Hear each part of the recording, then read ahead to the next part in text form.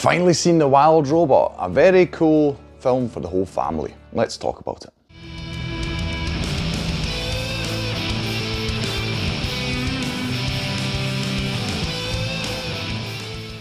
Hi, my name's Stu and welcome to another review video on Flying Wiener. Unfortunately, I missed The Wild Robot when it was in cinemas. I had it on my radar, I wanted to watch it, just didn't find the time, unfortunately. So when it comes to the cinema, I obviously love going and wished I could see every single film that I am curious about in cinemas. Just my schedule just does not allow for it, so I have to unfortunately pick and choose films. The Wild Robot is one of these films I just fell to the side, you know. Couldn't go and see it, but because my wife and daughter, they went to see it, they enjoyed it quite a lot, so when it became available, I thought I'll buy it. So that's what I did, watched it now, and I can say, I do actually regret not seeing it. I'll come back to it later when I talk about the visuals. But yes, anyway, I'm very happy to have seen it. It's very interesting. I first thought when I saw it, having seen The Iron Giant not too long ago, I was like, surely this is quite a very similar film. That's the first impression you have, you know. So you're thinking, is this just a sort of very highly inspired of what's going on here? I mean, as soon as you watch the film, you can tell that they are very, very different. First of all, I didn't know this until I saw the film. The robot is not, you know, giant sized, because I thought that was the case. It's actually more humanoid sized, you know, so even from those visuals, it is a very different story.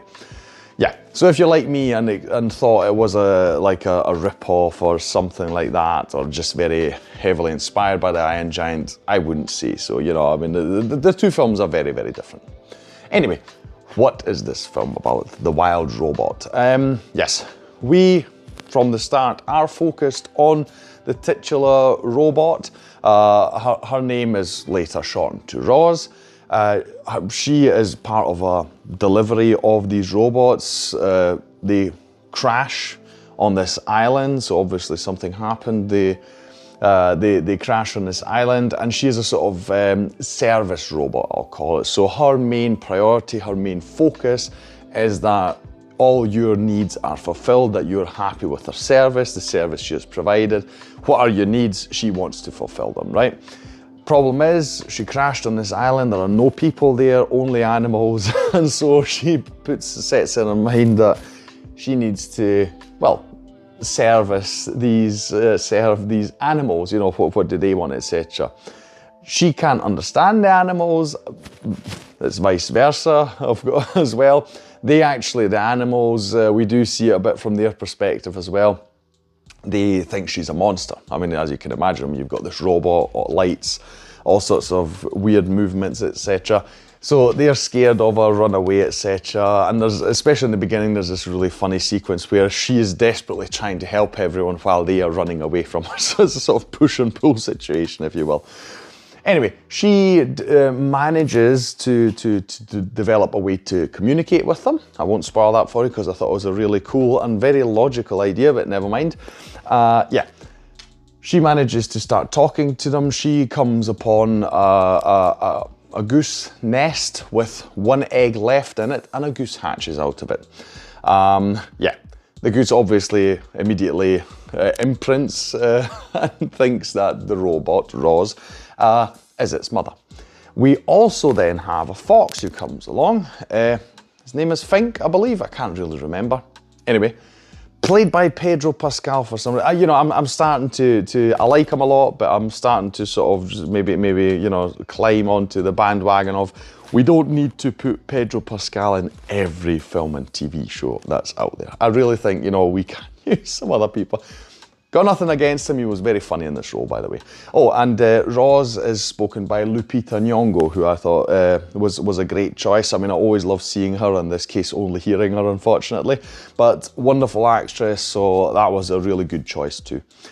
This fox, as you might imagine, is very interested in this little baby goose. He's like, oh, supper, you know, he wants to eat it. He offers as a sort of, you know, way to get his foot in the door, he offers to Roz that he could help her, because Roz has set herself the goal to help this goose survive. So she wants to not only raise it, but teach it to swim, teach it to fly, because these are the two important things. We learn very early on that that the birds, they migrate south, obviously, in the winter, you know, when it gets cold. So she sets herself this goal. The fox says, oh yes, no, surely I'll help you with this. And that is basically the story. So we're watching this unusual trio. They sort of come together as a family, and we see, yeah, just how they get along with each other, how they help each other, also how they interact with the rest of the animals on the island, who still see Roz as a monster. At the same time, this goose obviously learns mannerisms of the robot. It's one of my favourite things in the film. It's really funny. You've got this goose acting like a robot, saying all sorts of, I don't know, mechanical, technical terms, and even acting like a robot, you know, in its movements. Is quite funny. So trying to reintegrate in society, getting shunned by the other geese who obviously think this is a very strange goose, etc.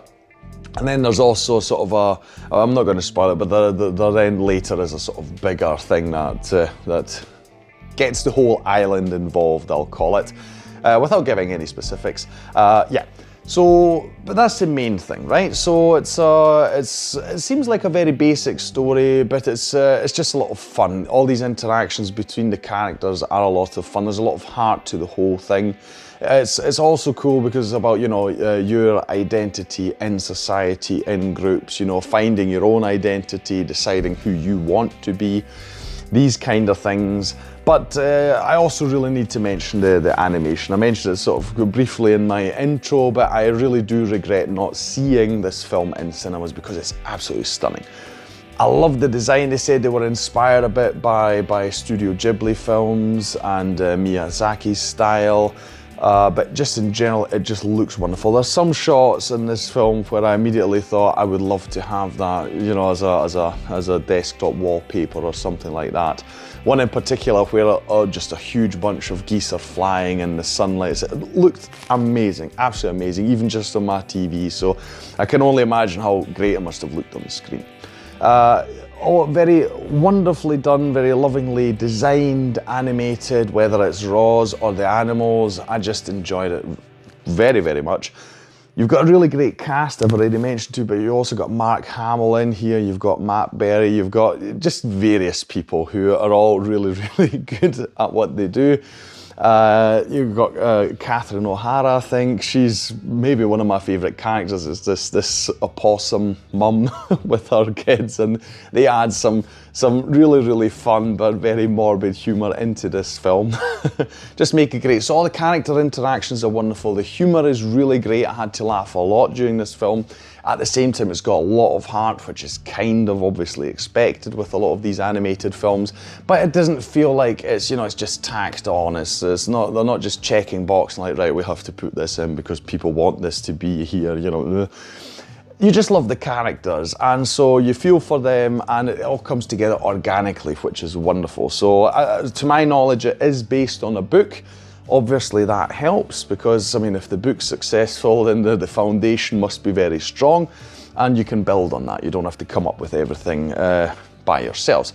I can't comment on any comparisons, by the way, so if you have got anything you want to tell me, if you've read the book, you know, about differences or similarities between that and the film, please put that in the comments down below. I myself can't comment. I haven't read the book, right? What I can tell you is that if at least it's you know, very similar to the book, then they've obviously done a very good job, because obviously you don't want them to completely change it. And I would hope that the book itself is also as great as the film is. So overall, it's a very fun story, a lot of humour, a lot of heart to it, beautiful animations. Yeah, film for all of the family. My daughter enjoyed it a lot as well. She was laughing a lot. So a lot of funny moments for kids in there as well, who luckily don't understand the morbid humour too much, but I really enjoyed that. Morbid humour and dark humour is something, black humour is something I really, really enjoy. So I think it's great when they manage to pull it off in kids' films, which obviously isn't really easy. Yes, so it was actually quite successful in cinemas for DreamWorks who made it. I'm pretty sure it wasn't too expensive either. So here's hoping they might do a second part or so. I would definitely then try and see that in cinemas to at least do you know, sort of repay it for my previous error of not going to the cinema. But anyway, yes, so if you are able to watch, if you catch it somewhere, The Wild Robot, I would say definitely watch it, especially if you've got a family. But, you know, it's a film for everyone, I feel. Right, that'll be all from me today. If you enjoyed this video, please like, share and subscribe. It is the best way to support this channel. Leave a comment down below. As I already said, you know, if you've got comparisons with the book, I would love to hear about them. But anything else you want to say about this film, you know, or maybe you've got suggestions for similar ones, definitely put any and all of that down in the comments below. And thank you for watching this video, and I'll see you in the next one on Flying Wiener. Take care.